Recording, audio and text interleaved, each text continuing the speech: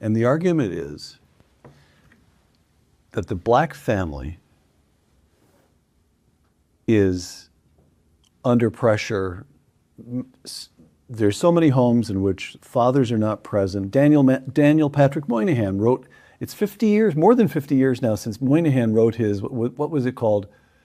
Report on the Negro Family, Yeah. which was the word in those days. Yeah. He was very concerned about the, now we call it the out of wedlock rate. In those days, it was the illegitimacy rate of 25%. Now it's up over 60%. Okay, and the argument is this is a legacy of slavery because black families were broken up to be sold off and so forth during slavery. And Tom Sowell responds to that one how? There is a definitive study of called The Black Family by Herbert Gutman. Herbert Gutman spent more than a decade on it. I can remember telling him I hope I would live to see his finally finishing it. And he showed that was utter nonsense. Utter nonsense. Utter nonsense. That certainly by the 1920s, most blacks were raised by two-parent families. As of 1940, 17% of black children were raised by one-parent families. Over 80% in two-parent families. That's in 1940. This is before all the wonderful things that people take credit for in the 1960s.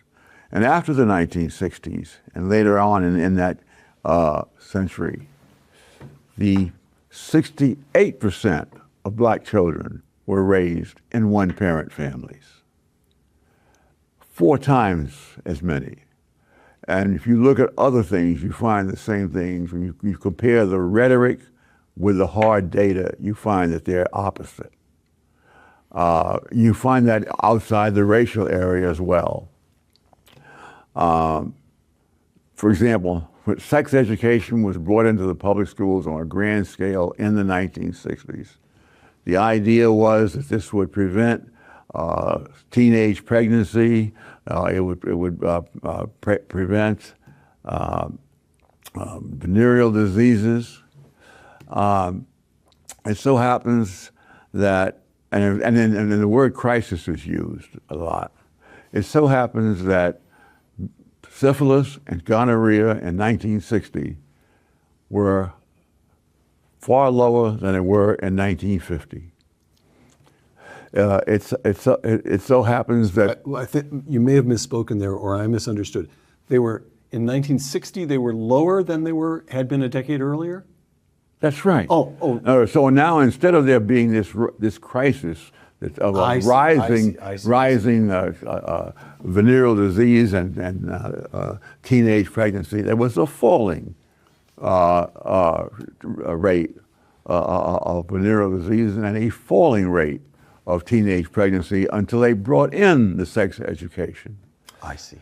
And more generally, that as the schools began to become places where they took on tasks such as teaching kids to have different sexual ideas and so forth, and all those sorts of things, which they are liberating the children from their parents and so on. I have some data here that in 1950, the rate of suicides among children 15 to 19 years old was 3.5. I don't know whether that's a percent. That's not. It can't be that. But the rate was whatever the other number was, but it was 17.9 in 2020.